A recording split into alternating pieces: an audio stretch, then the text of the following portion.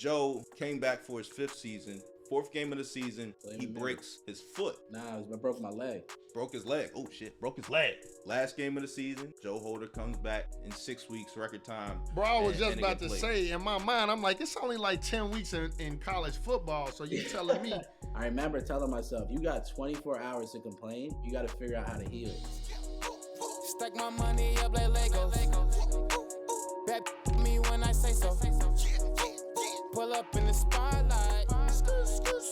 Pull up in the drive. Welcome to another episode of Money Music Culture. Listen, we're going to pick up right where we left off before with Joe Holder. Right, talk about what your diet consists of, and do you have any guilty pleasures? And, you know, like, do you have cheat days? Like, besides women, I got a few guilty pleasures. No, let me stop. Yeah, I mean, I think early in my career, I used to be, you know, a little bit bigger into the cheat day concept, you know, going to fucking, where was it, Allegros at school? What we have at Penn? Yeah, you know, you get a good pie over there, chicken sandwiches. Hold on, but you finished this answer, but when did you start this? So you talking about in college. I know you kind of started, like, tell people how early you started this, because most people do this when, you know, they're young adults. You're doing this in college, right? Like, this is, you're a different beast. Yeah, I was going down to fucking Trader Joe's and getting the Trader and the chia seeds in fucking Center City because they have nothing by us. And I remember, I mean, I grew up in this. You know, my dad, healthy doctor. My mom from Trinidad, she cooked for us. You know, she from the earth. So in college, when I was just feeling so bad, and our food was so bad in the dining halls, bro. In Commons, 1920s, it was just like, that's it was an Aramark, you know, it was running the contract. So you'd have like burnt hot dogs, burnt chicken breasts, no vegetables, like shitty cookies, milk. Wow. That's why I started putting ketchup on everything, bro. Literally common. But nah, I started in college because I was trying to heal. I was trying to get back from those injuries. I looked up, you know, nutrients that would be beneficial for the bones, nutrients that would be beneficial for your energy, that type of thing. And then I took that, you know, very, I think, micro concept and applied it to macro foods. So, you know, it was fun. And how I look at it as like self-experimentation. Like, I actually find it fun. I find it the ability to like cook and make food for yourself and understand chemical processes fun. It's like, you know, I have a morning supplement stack or one of the things that I was doing was like, L-tryptophan, which is an amino acid that's found in certain foods like turkey. So you might get a little bit tired after you eat. Is like, you know, is then synthesized to 5-HTP, which then, you know, the cofactor of vitamin B6, then, you know, can increase serotonin in the brain, make you feel better, that type of thing, you know? And then I'm like, okay, how do I also figure that out through food? So that's what I be doing. Like, I just think that's so fascinating, yo. And it's like, just to the point of, even what I've recently been studying is the concept of, you know, fruits and vegetables are technically a probiotic, and they've been studying for the past 10 plus years.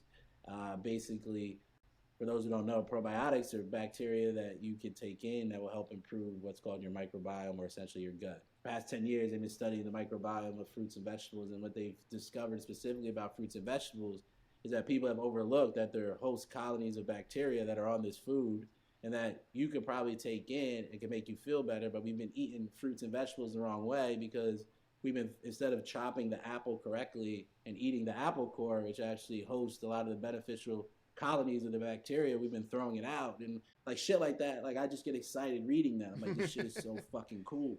But to the original point, is like, what I eat day to day is, you know, I eat according to the seasons a little bit. You know, there's certain foods that I'll stay away from depending upon how, you know, the temperature changes. So, you know, I like to go to the farmer's market, so I'll look at what's actually in season, that type of thing. And I think that's important for our health just because, you know, we go back to soil. What's found in our local soil, I think, is important for where we live. But I'm simple, man. I'm plant-based. So what that means is, before people say, oh, he's vegan, I'm not vegan. Plant-based just means like 80% more of your diet from fruits and vegetables. The easiest way to describe how I eat is, though, I'm vegan or vegetarian before dinner. Dinner sometimes, depending upon what I have access to, you know, I might have a good clean piece of fish, but I don't eat meat. But for the most part, I just eat good grains, simple grains, root vegetables, beans, fruits, that type of thing. And I approach it from what's called time restricted feeding, which is not really intermittent fasting, but it's really, I just eat according to my sleep wake cycles. We're going to keep this great conversation going, but before we do, make sure you go follow Money Music Culture so that you never miss an episode. And go visit us at life101.io.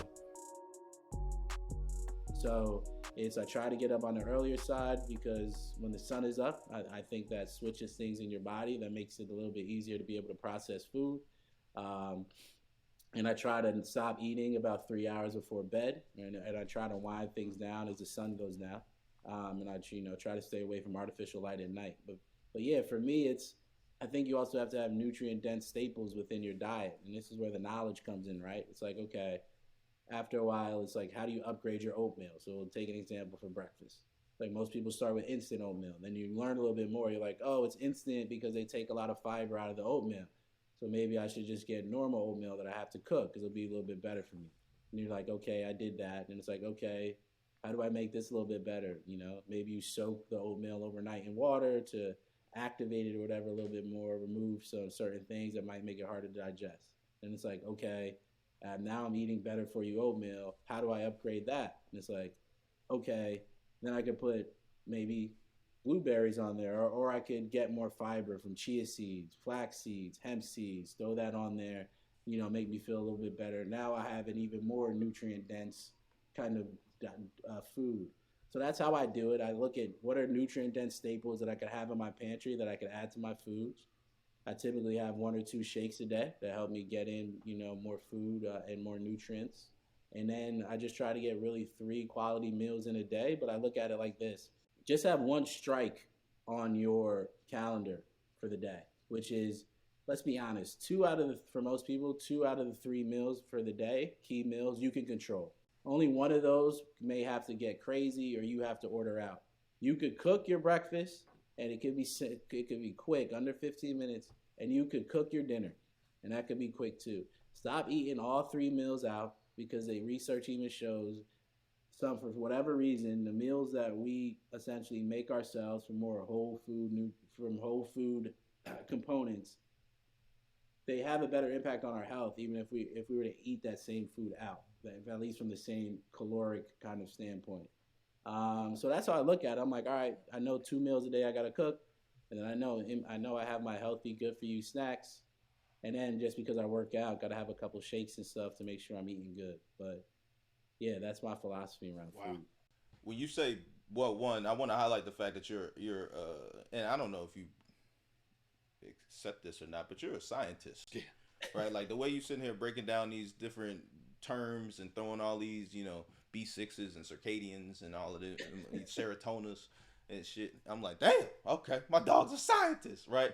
But when you talk about, like, so many people are trying to get right when it comes to their health, and you are already in I would say a steady state, a clean state of like, this is my lifestyle at this point. When you do experiment on yourself, how long do you give it so that you know that it is working, or you've evaluated and you say, hey, let me take this away? Because most people, when they do start a diet, and a diet does not mean restricting yourself from food or anything like that. It's just a counting of what you're actually eating. But when you do get that New Year's resolution diet, right? That first week and a half, 2 weeks, you're not gonna feel that good, right? When you're restricting your body from things that you haven't, that you've given it before. It's like an addict. You like, oh, hold up, what's going on? Like, I need that sugar right now. What's up? So how long would you suggest people give themselves to see these things through before they say, hey, this isn't the right diet for me, or this isn't the right, meal for me? That's a really good question. That's a great question, because a lot of it is like intuition. Man, all I ask is good questions. That's all I want. That's the second time I'm messing with you. Go ahead. He's come a long way. I see Ross has taught him well. Yeah, he surely has, man. Big bro. But so that's the difference between intuition versus feedback. Like, your body will give you some feedback once you start to shift. Even I've gotten it myself. Well, when I start marathon training or something, and I'm cutting out alcohol, or I'm cutting back on, I do have a little bit of a sweet tooth, so I'm cutting back on sugars or carbs or empty carbs, I like to say. And I've even seen it in you when you would go on those fucking paleo kicks when you had to really get in shape. It would work for you, it would cut you up. But my thing is I would give yourself 3 to 6 weeks, and lightly say 4 to 6. But I say this for a few reasons, and I've seen it with my clients who I've trained, and I've been able to train a lot of models and things like that. And what happens is we're going to talk about workouts, and then we'll talk about diets. When you start working out, a lot of people never talk about this. They want to act like it's all great or whatever. There's a period between a 2 to 4 week period where you're going to look worse. And nobody talks about this. I call this the bloat, which is basically that you've been working out so hard or you've been working out more, you've been taxing your muscles, these things, is that you're going to swell essentially because your body is trying to get nutrients into your muscles through water to repair you. And this is why the diet is essentially super important. And it's happened to me, it's happened to my clients, especially when I'm getting ready for shoots, is that you are going to feel and look worse. And then you're going to think to yourself, my workout is not working. But you have to essentially stick with it. And then if you keep drinking water and then you get to eating well, then you get to the other side, it falls off. I've had people lose 5 pounds in a week after that bloat phase just because their body finally is like, all right, I get it. I'm ready. Here we go. So I would give yourself minimum 4 weeks when it comes to the workout. If it's not working, then you could change after that. But, give yourself 4 weeks, work out 3 times a week, see how you're feeling, and then be sure to measure success in as many ways as possible when it comes to the workout. At first, it might not be how you look, but it could be your heart rate is lower, right? So now you're at a better aerobic state. It could be I can now do more push-ups than I could do before, or my running time is a little bit lower. So your body is responding well. It won't always come at first with how you look. When it comes to the diet, especially when you're cutting things out, that one too, minimum 3 weeks. So see how your body, and understand what is actually happening. Are you feeling sick? Are there certain foods that you can't process? Then you should probably not try to force those down your throat. Or is it a situation where I'm feeling, an initial some type of way because what I've stopped eating, not what I've actually consumed. So give yourself a little bit of time and understand and let your body have that decent feedback.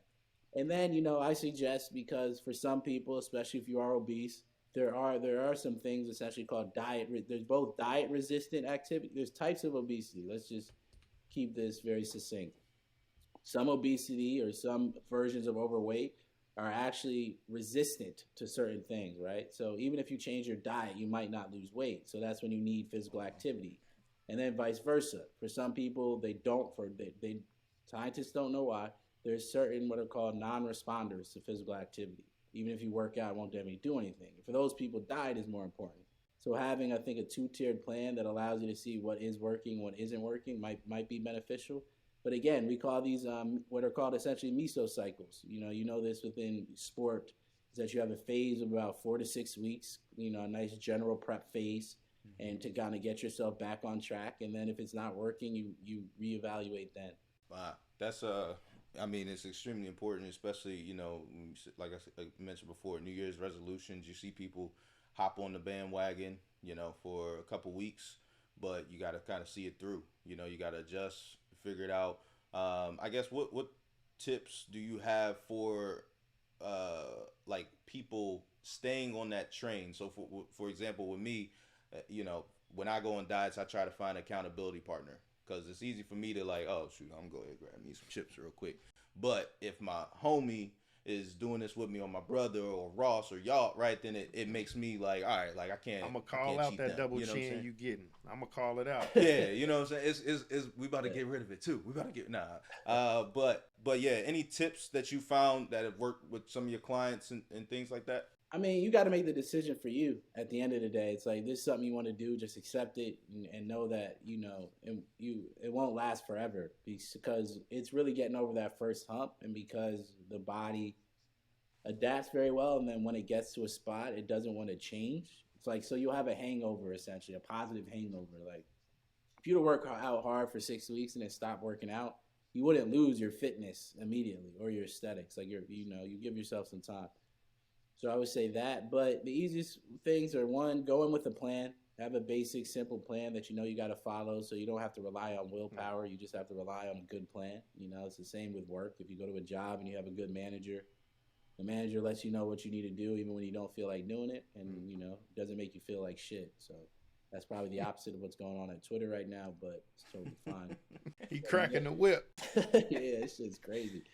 On top of that, yeah, I think accountability partners are huge, whether that's digitally or in person. Even if you have a small friend or text group, like, with a group of friends that I have now, after we work out, we send ourselves a lock emoji. Like, we locked in today, even when we didn't want to. You get that positive feedback from your friends. You keep moving it on. That's important. And, I really just think it's give yourself 4 to 6 weeks and break it down. Like, determine what's your why and determine your how. Not just like, okay, why I'm doing this. If you want to look good, that's totally fine if that's your reason. If it's because you want to be able to play with your kids, you want to live longer, whatever.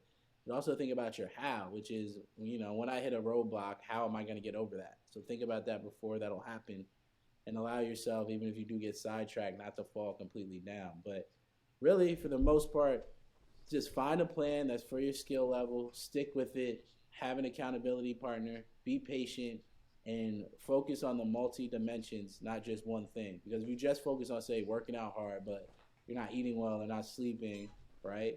It won't work. So my thing is, don't try to be great. I know it sounds weird, but don't try to be great. Just try to be good at multiple things. Because then you also you'll serve your energy right? So when it comes to health, really, it can't just be all eggs in one basket. It's that, I got to focus on sleeping well. I got to focus on eating decent. I got to focus on the working out. Let's call those the big three. And then I focus on the emotional support, which is a secondary to help, and the mental that'll get me over the top. And then, as y'all used to do at Penn, or, used to do at Wharton, is then perform essentially a multi-utility attribute analysis. What are those things that I need to do that come easy for me? If working out is already easier for you, that's one of the things which Penn taught me, and I probably taught y'all too. If there's certain things I could get a C effort and still get an A, I'm not giving an A effort. I'm giving a C effort. But there's certain things that I might be ass at, but I have to give an A+ effort just to get a B or a C+. Then I know that's where I got to put my energy. So thinking about it that way, as you evaluate your approach. But those are the big three.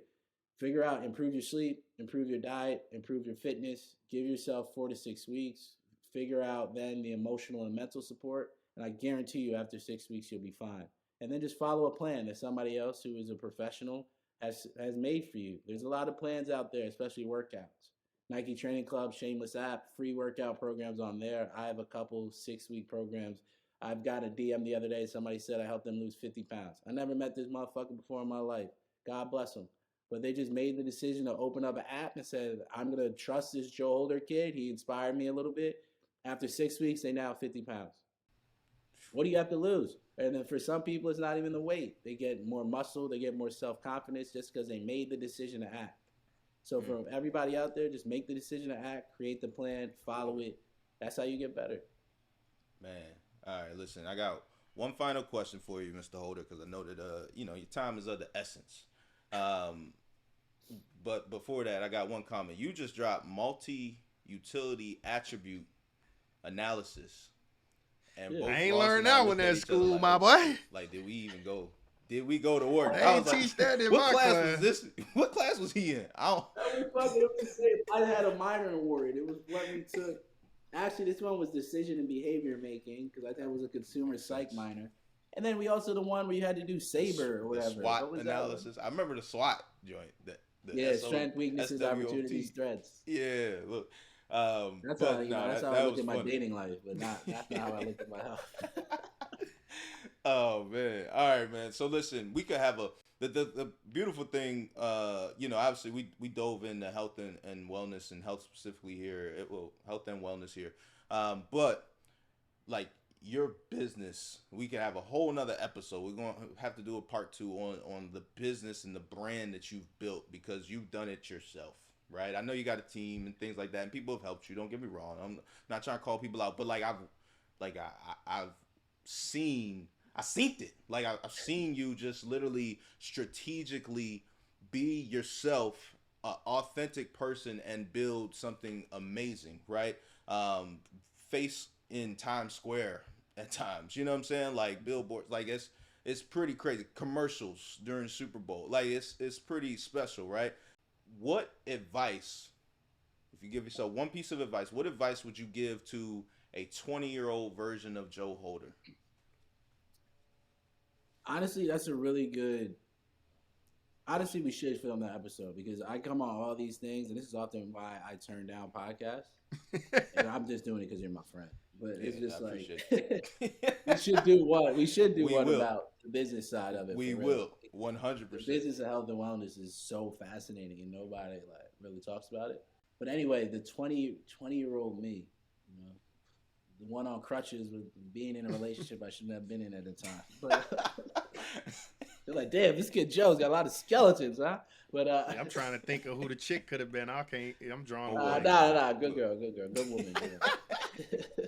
God bless. 20-year-old Joe would be. I would give him, you know, the advice. Like, all right, so there's one December 2017. I was super, maybe 17 or 18.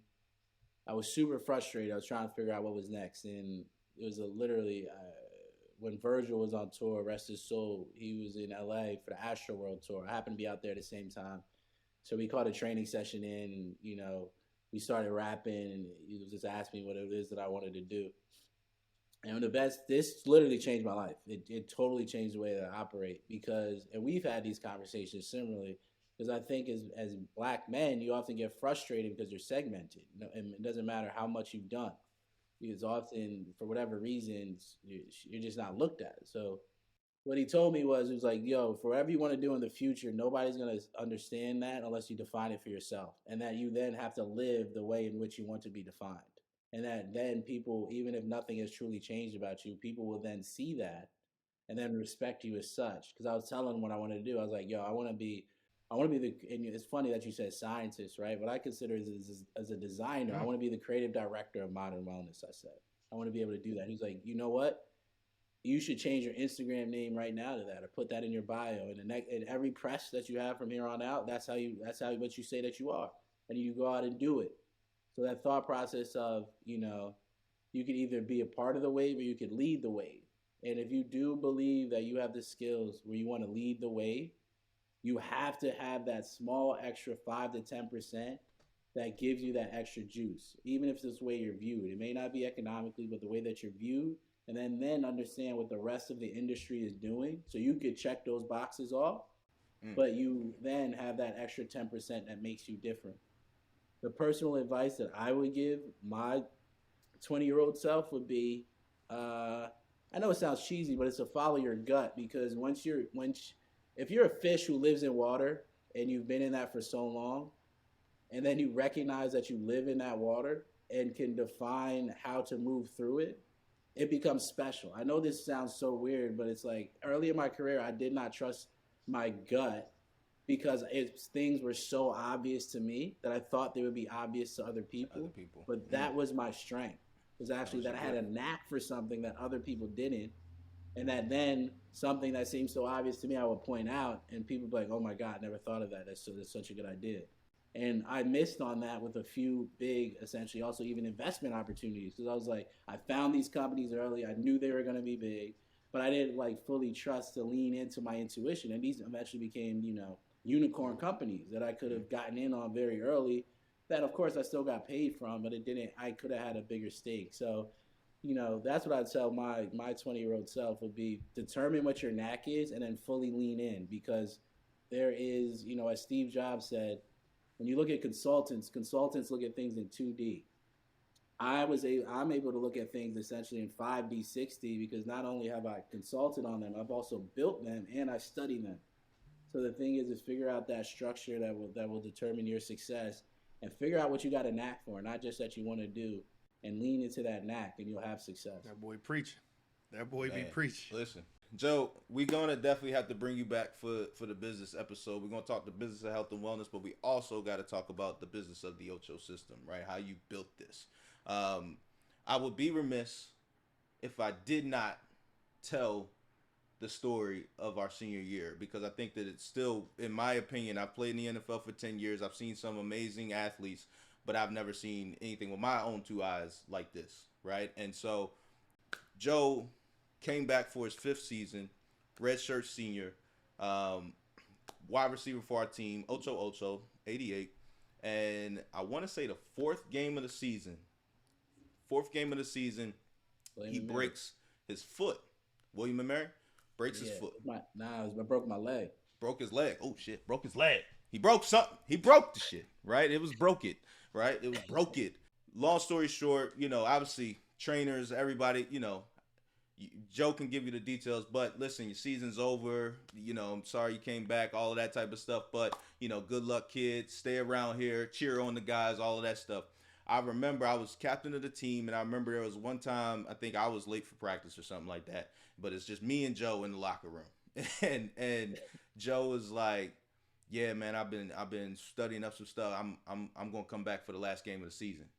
And I'm like, I think at the time you was in a cast or a boot or something. And I'm just like, you listen, Rob, you got to be the captain. You got to be positive. You can't be like, oh, okay, why you tripping? You better go sit your ass down. I'm like, oh, all right, Joe. All right, Joe. Yeah, man. Yeah. You can go eat them fruits and berries. Yeah, that's going to get your leg, And lo and behold, it changed literally last game of the season, week 10 versus Cornell. Joe Holder comes back. Not only just comes back, not just standing there on the sideline cheering, comes back, plays, has a big catch for us as well. But for me, getting a chance to witness greatness, like literally witness this man, not only mentally, because that was the coolest thing, because it was mental affirmation. And he committed and said, hey, I'm going to heal this bone up, like mentally, but also with the things that I'm putting in my body. Like, I'm not just going to say it and put it out there. Like, I'm going to say it, and then I'm going to go ahead and execute on this. And he literally lived this lifestyle and brought him back for a week 10 in 6 weeks record time. Bro, I was just about to say, in my mind, I'm like, it's only like 10 weeks in college football. So you telling me in honestly, 6 weeks. One disappointment I have about that, I felt like I could have came back for Harvard, but I didn't. But what was crazy is the crazy part of that story was for people who don't know, is that my sophomore year spring ball, I had hurt my ankle, so I had to end up missing a year, and we couldn't figure that out. And I was fucking sad. Like, I was depressed. When I broke my leg this game, I was on the cover of the program, all that. I remember telling myself, you got 24 hours to complain, and then after that, what happened last time, you got fucked up. You got to figure out how to heal. And then what I did was I hit my pops up. He gave me like a bone healing supplement regimen. I created a diet specifically to heal. And then I looked at the physical kind of things that I needed to do, which shout out to, Eric and Dan and them at the time really helped me with that. But the other thing that I did was twice a day for 20 minutes. I would sit down, or at least once a day for 20 minutes, sometimes twice. I would sit down and I would literally, because I saw the bone, so I had a butterfly fracture. I would sit down and I would meditate on my bone healing. I would say, look, you're going to have to deal with some pain, but we're going to sit here every day, because I'd done some research into basically like, how is there a way your brain can help your body heal? And every day I sat down and I meditated on my bone healing. And I meditated on the next step forward in my process, and this is just visualization. I was like, okay, all right, next thing's up. It's not just me getting able to play. It's me just being able to walk. And I remember the first time after I got the cast off, and I walked out of the tunnel or whatever, and I just tried to jog on the leg. I could barely jog. And I was like, you know what? We couldn't walk before, now we're jogging. It started to build. And I remember the practice that week, because remember it was like kind of cold. But I came back that week.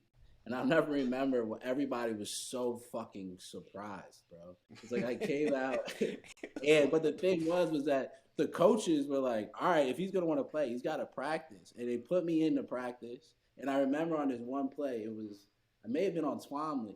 I hit a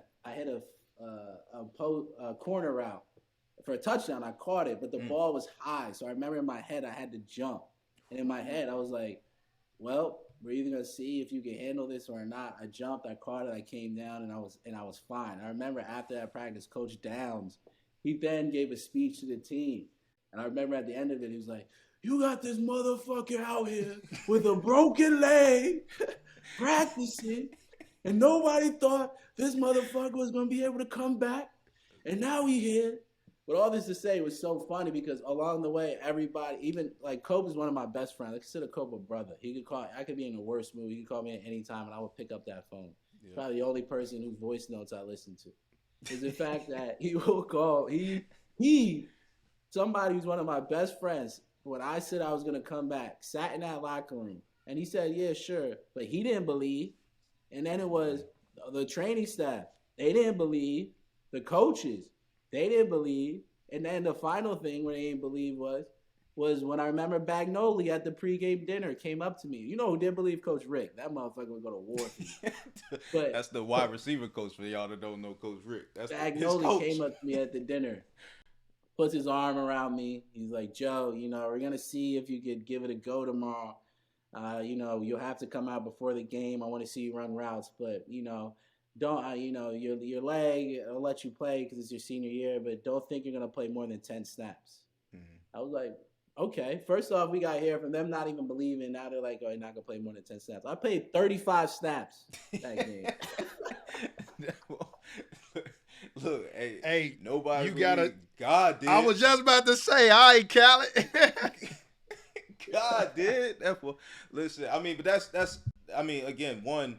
He literally, when I tell you, being able to witness it was something truly special because it changed my perspective and it changed our entire team's perspective, coaches, everybody who witnessed that. It changes your life. And I'm not bullshitting when I say that. It changes, what can I not accomplish or what mental obstacle, barrier, hurdle can I not accomplish if I just watch my brother do it, right?